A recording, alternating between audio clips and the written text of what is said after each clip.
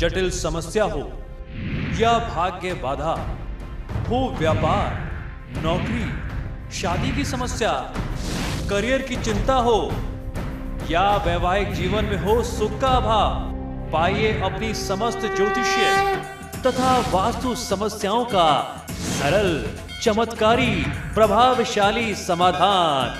एक जाना माना और विश्वसनीय नाम, आचार्य पंडित श्री वैभवनाथ शर्मा जी, काशी के 400 वर्ष पुराने प्रतिष्ठित और अंतरराष्ट्रीय ख्याति प्राप्त राज ज्योतिषी परिवार की 8वीं पीढ़ी के ज्योतिषी और वास्तु शास्त्री आचार्य पंडित श्री वैभवनाथ शर्मा जी के द्वारा व्यक्तिगत या फिर फोन पर अपॉइंटमेंट लेने के लिए कॉल करें 9818-300-146, 9990-724-131 या फिर ईमेल करें sharma.vaibhav@gmail.com पर।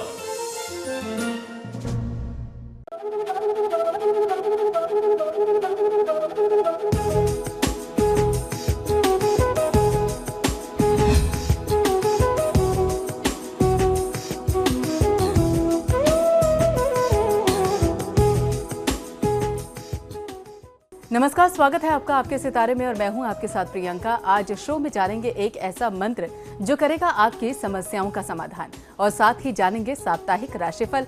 तो फिर शुरू करते हैं आपके सितारे।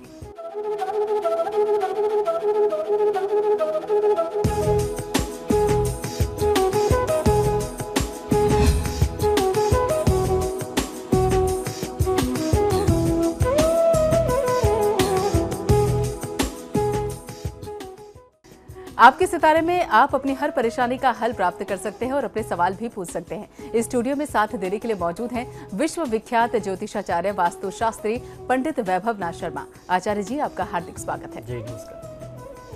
तो यदि आपके मन में कोई सवाल है तो आप भी हमें कॉल कर सकते हैं। हमारे नंबर्स लगातार आपकी टेलीविजन स्क्रीन पर फ्लैश किए जा रहे हैं। आप हमारे टोल फ्री नंबर पर भी हमें कॉल कर सकते हैं। आप हमसे सीधी बात कर सकते हैं। हमारा टोल फ्री नंबर है 1800-102-6303। आप इस नंबर पर मुफ्त में कॉल करें। इसके अलावा आप हमारे लैंडलाइन नंबर्स 0120-464-6332, 0120-464-6327 पर भी कॉल करके हमसे सीधी बात कर सकते हैं। चलिए सबसे पहले आचार्य जी से जानते हैं इस पूरे हफ्ते कौन कौन सी मुख्य तिथियां पड़ने वाली हैं। जी बिल्कुल, हम लोग चर्चा कर रहे हैं आगामी सप्ताह यानी 27 जून से लेकर के 4 जुलाई के मध्य पड़ने वाली विशेष तिथियों की। तो आइए जानते हैं, आपको बताता हूं कि कौन कौन से विशेष तिथियां इस हफ्ते में पड़ने जा रही हैं। सबसे पहले 28 जून रविवार को पद्मिनी एकादशी का पर्व और व्रत तिथि मनाई जानी है। उसके बाद 29 जून सोमवार को सोम प्रदोष होगा। 2 जुलाई गुरुवार को पूर्णिमा की तिथि होगी। चलिए अब जान लेते हैं 12 राशियों का हाल कैसा रहने वाला है आपका आने वाला सप्ताह। सबसे पहले बात करेंगे मेष राशि की। मेष राशि वाले जातक लोगों के लिए इस सप्ताह आप कल्पना लोक में विचरना ज्यादा पसंद करेंगे। साहित्य लेखन में आपको अपनी सृजनात्मकता प्रकट करने का अवसर प्राप्त होगा। विद्यार्थी वर्ग के लिए यह अच्छा सप्ताह कहा जा सकता है। जो अपने किसी कॉम्पिटिटिव एग्जाम्स की तैयारी में लगे थे, एग्जाम दिया था तो रिजल्ट अच्छे आए, आपको अच्छी सफलता मिले, ऐसे लक्षण बनते हैं। प्रेमी जनों और प्रिय व्यक्तियों का सानिध्य आपको प्राप्त होगा। शेयर बाजार या सट्टे में अगर आप निवेश करते हैं तो आपको लाभ मिलेगा। मानसिक संतुलन बनाए रखने की आवश्यकता आपके लिए इस हफ्ते में बनेगी।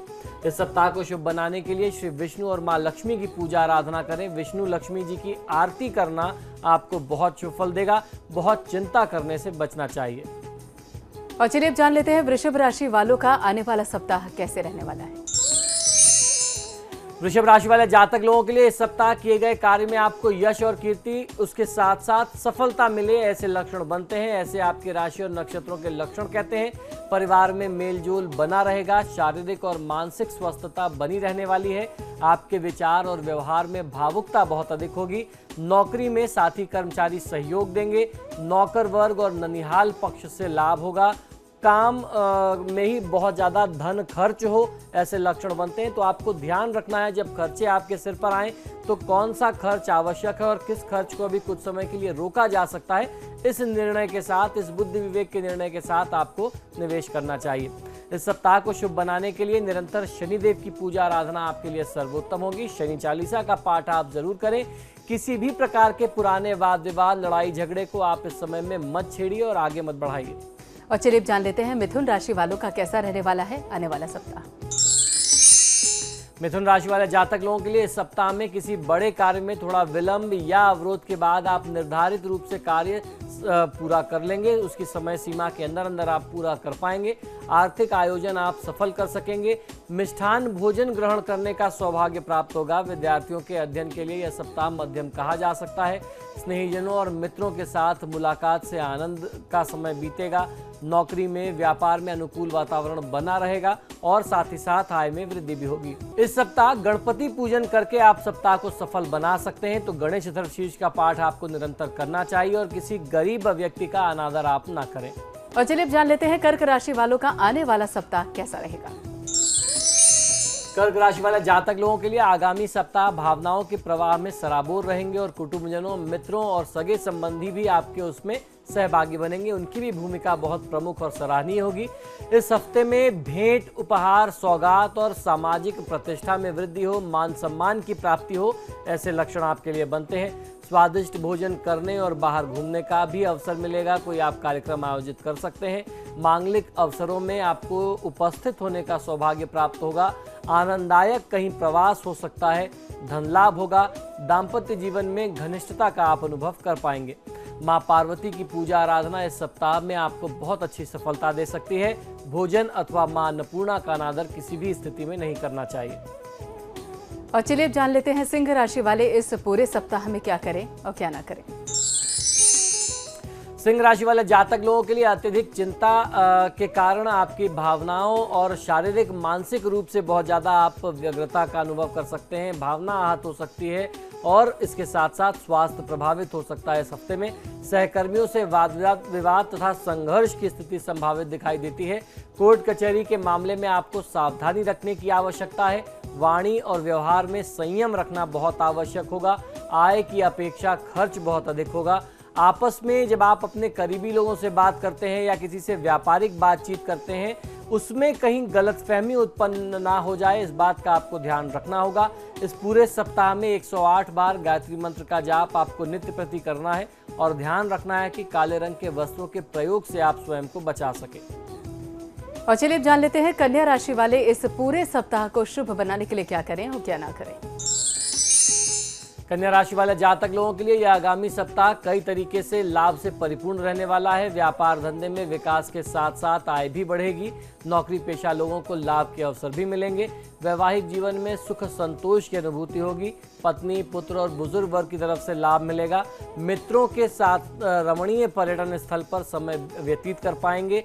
स्त्री मित्र विशेष तौर पर आपके लिए लाभकारी सिद्ध होने वाले हैं।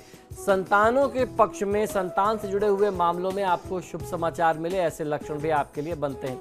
इस सप्ताह को शुभ बनाने के लिए मां लक्ष्मी की पूजा आराधना आपके लिए सर्वोत्तम होगी और अपनी क्रोध और उत्तेजना को आपको नियंत्रित रखना होगा। और चलिए जान लेते हैं तुला राशि वालों का ये आने वाला सप्ताह कैसा रहने वाला है। तुला राशि वाले जातक लोगों के लिए परिवार में आनंद और उत्साह का वातावरण बना रहेगा। ऑफिस और नौकरी में आय वृद्धि, पदोन्नति के संयोग बनेंगे। माताजी की तरफ से भी आपको लाभ मिलेगा। गृह सजावट का कार्य आप अपनी जिम्मेदारी में ले सकते हैं। ऑफिस में आपके उच्चाधिकारी, आपके सीनियर्स आपके काम से प्रभावित होकर के आपकी सराहना करेंगे। सहकर्मियों का सहयोग मिलेगा। शारीरिक स्वास्थ्य बनाए रखने की आवश्यकता है। इस सप्ताह को शुभ बनाने के लिए भगवान विष्णु जी की पूजा आराधना आपको मनोवांछित सफलता दिला सकती है। किसी भी परिस्थिति में अपने गुरुजनों और अपने वरिष्ठ जनों का आप अपमान न करें, इस बात का आपको ध्यान रखना चाहिए। चलिए तो अब जान लेते हैं वृश्चिक राशि वाले जातक इस आने वाले सप्ताह को शुभ बनाने के लिए क्या करें और क्या ना करें। वृश्चिक राशि वाले जातक लोगों के लिए इस सप्ताह हर एक विषय के नकारात्मक पहलुओं का आपको अनुभव होगा। थकान और आलस्य के कारण स्फूर्ति का अभाव रहेगा। मन में गहरी चिंताएं सताया करेंगी। नौकरी व्यवसाय में अवरोध उत्पन्न हो सकते हैं। उच्च पदाधिकारियों के साथ वाद विवाद में न पड़ने की सलाह है। विदेश जाने के अवसर बनेंगे या विदेश में बसने वाले निकट संबंधियों के आपको शुभ समाचार प्राप्त हो सकते हैं। संतान के संबंध में कुछ चिंताएं मन पर प्रभावी रहेंगी। इस सप्ताह को शुभ बनाने के लिए मां अन्नपूर्णा की पूजा आराधना आपके सुख में वृद्धि करेगी और आपको सफलता दिलाएगी। तो अन्नपूर्णा स्त्रोत का पाठ आपको जरूर करना चाहिए। कोई आपकी सहायता मांगने आए तो उसे आप मना ना करें। और चलिए जान लेते हैं धनु राशि वाले सप्ताह को शुभ बनाने के लिए क्या उपाय करें। धनु राशि वाले जातक लोगों के लिए इस सप्ताह आपको अपनी वाणी और क्रोध पर नियंत्रण रखना बहुत आवश्यक होगा, अन्यथा अनर्थ की स्थिति आपके समक्ष आ सकती है। अपने गुस्से से, अपनी बात से, अपनी वाणी से, अपने व्यवहार से आप अपने लिए नुकसान की स्थिति को जन्म दे सकते हैं। सर्दी और कफ के कारण आपका स्वास्थ्य खराब रहेगा। मानसिक व्यग्रता का, गुस्से का, क्रोध का अनुभव आप करेंगे। खर्च में वृद्धि होगी। गलत मित्रों की संगति, आपकी जो कुसंगति है वो आपको कुमार्ग पर ना ले जाए, इस बात का आपको ध्यान रखना चाहिए। इस हफ्ते को शुभ बनाने के लिए भगवान श्री राम की पूजा आराधना आपके लिए सफलतादायी सिद्ध होगी। राम रक्षा स्तोत्र का पाठ आपको अवश्य करना है और साथ ही साथ आपको ध्यान रखना है कि आप अपने गलत मित्रों की संगत से जानबूझ करके दूर रहिए। और चलिए जान लेते हैं मकर राशि वाले जातकों के सितारे इस पूरे सप्ताह को शुभ बनाने के लिए क्या करें और क्या ना करें। मकर राशि वाले जातक लोगों के लिए विचार व्यवहार में भावुकता विशेष मात्रा में रहने वाली है। फिर भी आप परिजनों और मित्रों के साथ खुशीपूर्वक अपना समय व्यतीत करेंगे। तन में, मन में स्फूर्ति और प्रसन्नता रहेगी। व्यवसाय में वृद्धि होगी। दलाली, ब्याज या कमीशन से आपकी आय में वृद्धि हो सकती है। भागीदारी में लाभ मिलेगा। सार्वजनिक जीवन में आपकी मान प्रतिष्ठा बढ़े, ऐसे संयोग बनते हैं और यात्रा की भी संभावना साथ ही साथ बन रही है। हनुमान जी की पूजा आराधना आपका मार्गदर्शन करेगी। हनुमान चालीसा का आप पाठ कर सकते हैं। दिनचर्या को अव्यवस्थित, अनियमित ना करें, इस बात का आपको ध्यान रखना चाहिए। और अब जान लेते हैं कुंभ राशि वाले इस पूरे सप्ताह को शुभ बनाने के लिए क्या करें और क्या ना करें। कुंभ राशि वाले जातक लोग इस आगामी सप्ताह में महादेव की कृपा से आप तन और मन से स्वस्थ और प्रफुल्लित रहेंगे। परिजनों के साथ पारिवारिक विषय में चर्चा कर पाएंगे। मित्रों के साथ घूमने फिरने का कार्यक्रम भी बन सकता है। आर्थिक मामलों में आप अधिक ध्यान देंगे। पहले से ज्यादा ध्यान आपका अपने आर्थिक पक्ष पर होगा। आपको हर कार्य में सफलता मिले, ऐसे लक्षण आपके लिए बनते हैं। भाग्य वृद्धि का योग निरंतर बना हुआ है। भाई बंधुओं का सहयोग आपको मिलेगा। प्रिय व्यक्ति के साथ सार्वजनिक सम्मान मिल जाए, ऐसे लक्षण आपके लिए बन रहे हैं। इस सप्ताह आप महादेव शिव की पूजा आराधना करें। शिव चालीसा और भगवान शिव का पूजन करना आपके लिए लाभकारी होगा। किसी भी प्रकार का तनाव लेने से आपको बचना है। और चलिए अब जान लेते हैं मीन राशि वाले सप्ताह के शुभ बनाने के लिए क्या उपाय करें और क्या ना करें। मीन राशि वाले जातक लोगों के लिए इस सप्ताह आपको चिंतन लेखन कार्यों में सफलता मिलेगी। यात्रा करने से आपको बचना चाहिए। आकस्मिक खर्च आपके ऊपर आ जाए, ऐसी भी संभावना बनती है। घर में सुख शांति का वातावरण बना रहेगा। आपको अपने कामकाज में सफलता और यश की प्राप्ति होगी। किसी भी कार्य में आपका जो दृढ़ निश्चय है वह आगे भी निरंतर बना रहने वाला है। इस सप्ताह आपको देवी दुर्गा की पूजा आराधना कर लेना सर्वोत्तम लाभ दे सकता है। तो दुर्गा चालीसा का पाठ आपको अवश्य करना चाहिए और अपने कार्यक्षेत्र में किसी भी प्रकार की लापरवाही करने से आप बचें। और फिलहाल वक्त एक छोटे से ब्रेक का। ब्रेक के बाद जानेंगे महा उपाय। देखते रहिए समाचार प्लस।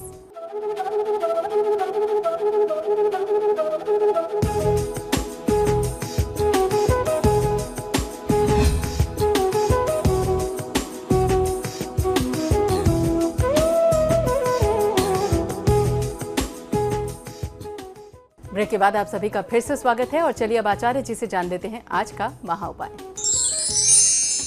जी बिल्कुल, आज के महा उपाय में हम लोग चर्चा करने वाले हैं कि हर समस्या से निपटने का सिर्फ एक चमत्कारी मंत्र, महामंत्र मैं आपको बताने जा रहा हूं और वो मंत्र है गायत्री मंत्र। वेदों में सर्वश्रेष्ठ माना गया है गायत्री मंत्र। तो आइए जानते हैं कि किस प्रकार आप अपने जीवन की किसी भी समस्या का समाधान सिर्फ एक मंत्र यानी गायत्री मंत्र से कर सकते हैं। तो सबसे पहले इस क्रम में मैं आपको बताता हूं, आपने सुना भी होगा, आप बहुत अच्छे से जानते भी होंगे, बहुत प्रचलित, बहुत चर्चित, बहुत सबसे ज्यादा प्रयोग में लिया जाने वाला मंत्र है। फिर भी मैं आपकी सुविधा के लिए एक बार आपको बता देता हूं गायत्री मंत्र किस प्रकार से आपको उच्चारित करना चाहिए। ओम भूर्भुवः स्वः तत्सवितुर्वरेण्यं भर्गो देवस्य धीमहि धियो यो नः प्रचोदयात्। इस प्रकार से गायत्री मंत्र का उच्चारण करते हैं। हमारे धर्मशास्त्रों के अनुसार गायत्री मंत्र को वेदों का सर्वश्रेष्ठ मंत्र बताया गया है। इसके जाप के लिए 3 समय हमारे धर्मशास्त्रों में, हमारे विधान में, संस्कारों में बताए गए हैं। गायत्री मंत्र का जप करने का सबसे पहला समय प्रातःकाल, जिसे आप सूर्योदय का समय कह सकते हैं, ब्रह्म मुहूर्त कह सकते हैं, ब्रह्म बेला कह सकते हैं। सूर्योदय से थोड़ी देर पहले मंत्र जाप आरंभ किया जाना चाहिए और सूर्योदय के पश्चात तक, यानी सूर्योदय के पहले से आरंभ करें, सूर्योदय होने के बाद तक, सूर्योदय के पश्चात तक आपको मंत्र जाप करना चाहिए। ये ब्रह्म मुहूर्त में जाप का विधान है। मंत्र जाप के लिए दूसरा समय जो है वह मध्याह्न का यानी दोपहर का समय होता है, जिसे त्रिकाल संध्या कहते हैं, यानी सुबह, दोपहर और शाम की संध्या, तो तीनों काल की संध्या। तो जो दूसरा काल है वो दोपहर का काल होता है। इस समय में 2 बजे के आसपास जो है आप 1 से 2 के बीच में इस मंत्र का जाप कर सकते हैं। और तीसरा सबसे उपयुक्त जो काल साधना का काल होता है, गायत्री मंत्र के जाप का जो समय होता है, वह सूर्यास्त के कुछ देर पहले से आरंभ करके और सूर्यास्त के कुछ देर बाद तक जाप करना चाहिए। ऐसा विधान रखना चाहिए। कुछ विद्वानों का ये भी मत है, मेरे गुरुजी का ये कहना है कि गायत्री का समय दिन में शाम के 7 बजे का समय होता है। अगर आप पूरे दिन में जाप नहीं कर पा रहे हैं तो आपको शाम के समय में 7 बजे से कुछ पहले से आरंभ करके 7 बजे के बाद तक आपको इस जाप को करना चाहिए। इन तीनों समय के अतिरिक्त यदि गायत्री मंत्र का जप करना हो तो मौन रह करके मानसिक रूप से आप इसका उच्चारण और जाप कर सकते हैं। मंत्र जाप तेज आवाज में कभी भी नहीं करना चाहिए। खासतौर पर गायत्री मंत्र का जाप जो है कभी भी बोल करके नहीं करना चाहिए। ये महामंत्र बताए गए हैं, तो इस तरीके से गायत्री मंत्र और महामृत्युंजय मंत्र जो महामंत्र हैं, इनका बोल करके उच्चारण आपको नहीं करना चाहिए। आपने अक्सर देखा होगा, आजकल बहुत ज़्यादा प्रचलन में है, लोग गायत्री मंत्र की सीढ़ियाँ अपने घरों में या अपनी कारों में बजाते हैं। ये सर्वथा गलत है, ये अनुचित है, ये शास्त्र के एकदम विरुद्ध है। इसका उच्चारण इस प्रकार से नहीं किया जाना चाहिए। अगर इसका उच्चारण इस तरीके से होगा, इसका प्रयोग इस तरीके से होगा, तो इसके भयावह परिणाम भी आपके समक्ष आएंगे। तो आइए अब जानते हैं, मैंने आपको गायत्री मंत्र बताया, उसके जाप करने का विधान बताया, गायत्री मंत्र का अर्थ क्या होता है, आइए ये भी जान लेते हैं। गायत्री मंत्र का अर्थ इस प्रकार से है, सृष्टिकर्ता प्रकाशमान परमात्मा के तेज का हम ध्यान करते हैं। वह परमात्मा का तेज हमारी बुद्धि को सन्मार्ग की ओर चलने के लिए प्रेरित करे। अथवा इसका जो दूसरा अर्थ है वह इस प्रकार से है, उस प्राण स्वरूप, दुखनाशक, सुख स्वरूप, श्रेष्ठ, तेजस्वी, पापनाशक, देव स्वरूप परमात्मा को हम अंतःकरण में धारण करें। वह परमात्मा हमारी बुद्धि को सन्मार्ग में प्रेरित करे। इस प्रकार से इसका अर्थ आपको समझना चाहिए। आइए अब जानते हैं कैसे अलग अलग समस्याओं का आप निदान कर सकते हैं गायत्री मंत्र के जाप से, और गायत्री मंत्र के जाप से आपको क्या क्या लाभ मिलता है। जो लोग गायत्री मंत्र का जाप करते हैं उनको सबसे पहला प्रमाण कुछ दिन में ये दिखने लगता है कि उनके चेहरे पर एक दिव्य सी रौनक आ जाती है, चमक बढ़ जाती है आपके चेहरे की। आइए जानते हैं, इस मंत्र के नियमित जाप करने से आपकी त्वचा में कांति आती है, यानी चमक आती है, या यूं कहें कि आपके दिव्य तेज में वृद्धि होती है तथा नेत्रों में, नेत्र ज्योति में आपकी आईसाइट भी तेज होती है, सिद्धि प्राप्त होती है, क्रोध शांत होता है और ज्ञान की वृद्धि होती है। जिन विद्यार्थियों का पढ़ने में मन नहीं लगता हो उन्हें गायत्री मंत्र का जाप अवश्य करना चाहिए, क्योंकि गायत्री मंत्र के जाप से आपकी एकाग्रता मजबूत होती है, आपका कंसंट्रेशन जो है वो और बढ़िया होता है, पढ़ाई में मन लगने लगता है। विद्यार्थियों के लिए यह मंत्र बहुत ही लाभदायक है। रोजाना इस मंत्र का 108 बार जाप करने से विद्यार्थियों को सभी प्रकार की विद्या प्राप्त करने में आसानी होती है। माँ गायत्री की कृपा से पढ़ाई में मन लगने लगता है। जिन बच्चों का पढ़ाई में मन ना लगता हो, यदि याद किया हुआ उनको भूल जाता हो, याददाश्त कमजोर रहती हो, शीघ्रता से याद ना होता हो, इस प्रकार की सभी समस्याओं से आपको मुक्ति मिल सकती है। दरिद्रता का नाश भी गायत्री मंत्र करता है। जी हाँ, व्यापार, नौकरी में हानि अगर आपको निरंतर हो रही है, कार्य में आपको असफलता का सामना करना पड़ता है, सफलता संघर्ष के बावजूद भी नहीं प्राप्त हो रही है, आपकी मेहनत की तुलना में आपकी आमदनी कम है तथा व्यय बहुत ज़्यादा है, ऐसे में गायत्री मंत्र का जाप करना आपको काफ़ी अच्छा लाभ दे सकता है। शुक्रवार को पीले वस्त्र पहन करके हाथी पर विराजमान गायत्री माता का आपको ध्यान करना है। गायत्री मंत्र के आगे और पीछे श्रृंग संपुट लगा करके आपको जाप करने से दरिद्रता का नाश हो जाता है। इसके साथ ही रविवार को व्रत किया जाए तो और ज्यादा प्रभावशाली इसका लाभ आपको मिल सकता है। अब बारी आ जाती है संतान प्राप्ति की। बहुत सारे दंपति, निसंतान दंपति ऐसे हैं जिन्होंने हर प्रकार से इलाज भी करा लिए, लेकिन संतान की प्राप्ति उनको नहीं हो पाती। किसी दंपति को संतान प्राप्ति में यदि कठिनाई आ रही हो तो ऐसे में संतान से अगर आप दुखी भी हैं, या अगर मान लीजिए कि संतान आपकी है भी और वह आपके साथ बुरा व्यवहार करती है, संतान का सुख आपको प्राप्त नहीं हो रहा, या संतान अगर है वो निरंतर रोगग्रस्त रहता हो, तो तीनों कारणों में संतान प्राप्ति के लिए, संतान को कुमार्ग से हटा करके सुमार्ग पर लाने के लिए और संतान की आरोग्यता को बनाए रखने के लिए आपको इस मंत्र का जाप जरूर करना चाहिए। इसके लिए नियम यह है कि पति पत्नी दोनों प्रातःकाल एक साथ सफेद वस्त्र धारण करके यौंग बीज मंत्र का संपुट लगा करके गायत्री मंत्र का जाप करें। संपुट लगाने का तात्पर्य ये होता है कि आप मंत्र के पहले और अंत में, यानी आदि और अंत में उस पर्टिकुलर बीज मंत्र का प्रयोग करें जो मैंने आपको बताया। तो आपको यौंग बीज लगा करके उच्चारण करना है। इस प्रयोग को करने से संतान संबंधी किसी भी समस्या से आपको शीघ्र ही मुक्ति मिल जाएगी। अगर संतान नहीं है तो संतान की प्राप्ति होगी। अगर संतान की जो संगति है वो गलत मित्र संगति में पड़ गया है, कोई बुरी आदत है, तो वह भी छूट सकती है, छूट जाएगी। और अगर संतान का स्वास्थ्य प्रभावित रहता है, वह स्वस्थ नहीं रहता, तो उस विषय में भी आपको लाभ मिलेगा। इसके बाद बारी आ जाती है शत्रुओं पर विजय प्राप्त करने की। शत्रुओं के कारण यदि आप परेशानी झेल रहे हैं तो मंगलवार के साथ साथ अमावस्या और रविवार के दिन में लाल वस्त्र धारण करके माता दुर्गा का ध्यान करते हुए गायत्री मंत्र का आपको जाप करना है। और गायत्री मंत्र का जाप करते समय देवी दुर्गा का क्लिंग बीज जो है वो आपको आगे और पीछे लगाना है। इस क्लिंग बीज को लगा करके मंत्र को संपुटित करके 108 बार जाप करने से आप अपने शत्रुओं पर विजय प्राप्त कर सकते हैं। इसके अलावा यदि किसी लड़के या लड़की के विवाह में कोई बाधा है तो विवाह बाधा को भी दूर करता है गायत्री मंत्र। आइए जानते हैं कैसे। यदि आपकी विवाह में देरी हो रही है तो सोमवार को सुबह पीले वस्त्र धारण करके माता पार्वती का ध्यान करते हुए ह्रीं बीज मंत्र लगा करके इसका संपुट आपको जाप करना है 108 बार। ऐसा करने से विवाह में आने वाली समस्त बाधाएं दूर हो जाती हैं। यह साधना स्त्री पुरुष यानी कन्या और लड़का दोनों कर सकते हैं, दोनों ही लोगों को फायदा मिलेगा। अब बारी रोग निवारण की, किसी भी प्रकार के शारीरिक कष्ट से मुक्ति पाने की। यदि किसी रोग से मुक्ति आप जल्दी चाहते हैं तो किसी भी शुभ मुहूर्त में एक कांसे के पात्र में स्वच्छ जल भर करके आप रख लें और उसके सामने लाल आसन पर बैठ करके गायत्री मंत्र के साथ एंग ह्रीं क्लीं का संपुट लगा करके आपको गायत्री मंत्र का जाप करना है। यानी एंग ह्रीं क्लीं का संपुट आपको ये उच्चारण, ये तीनों बीज आपको शुरू में और अंत में करना है। ऐसा जप कर लेने के पश्चात जल से भरे पात्र का सेवन अगर किसी गंभीर रोग से पीड़ित रोगी को करा दिया जाए, अगर आप स्वयं रोगी हैं, स्वयं साधना कर रहे हैं तो स्वयं ग्रहण कर सकते हैं। अगर किसी और के लिए कर रहे हैं तो उसको आप उस जल को पान करा दें। गंभीर से गंभीर रोग का नाश हो जाता है। यही जल किसी अन्य को रोगी पिला देने से भी उसके रोग का नाश हो जाएगा।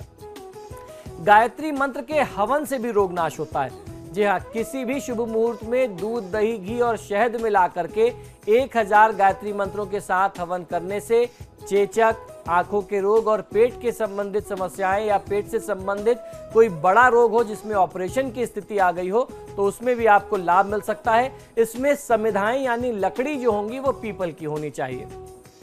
गायत्री मंत्रों के साथ नारियल का बूरा और घी का मिश्रण मिलाकर के हवन करने से भी शत्रुओं का नाश होता है।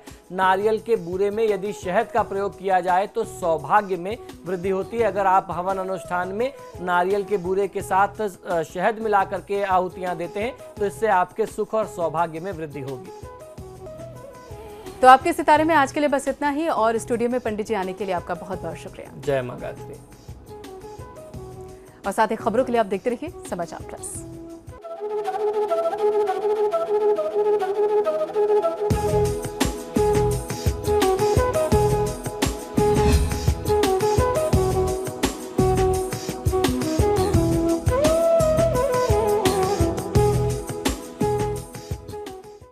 जटिल समस्या हो या भाग्य बाधा हो, व्यापार, नौकरी, शादी की समस्या, करियर की चिंता हो या वैवाहिक जीवन में हो सुख का अभाव, पाइए अपनी समस्त ज्योतिषीय तथा वास्तु समस्याओं का सरल, चमत्कारी, प्रभावशाली समाधान। एक जाना माना और विश्वसनीय नाम आचार्य पंडित श्री वैभवनाथ शर्मा जी, काशी के 400 वर्ष पुराने प्रतिष्ठित और अंतरराष्ट्रीय ख्याति प्राप्त राज ज्योतिषी परिवार की 8वीं पीढ़ी के ज्योतिषी और वास्तु शास्त्री। आचार्य पंडित श्री वैभवनाथ शर्मा जी के द्वारा। व्यक्तिगत या फिर फोन पर अपॉइंटमेंट लेने के लिए कॉल करें 9818-300-146, 9990-724-131 या फिर ईमेल करें sharma.vaibhav@gmail.com पर।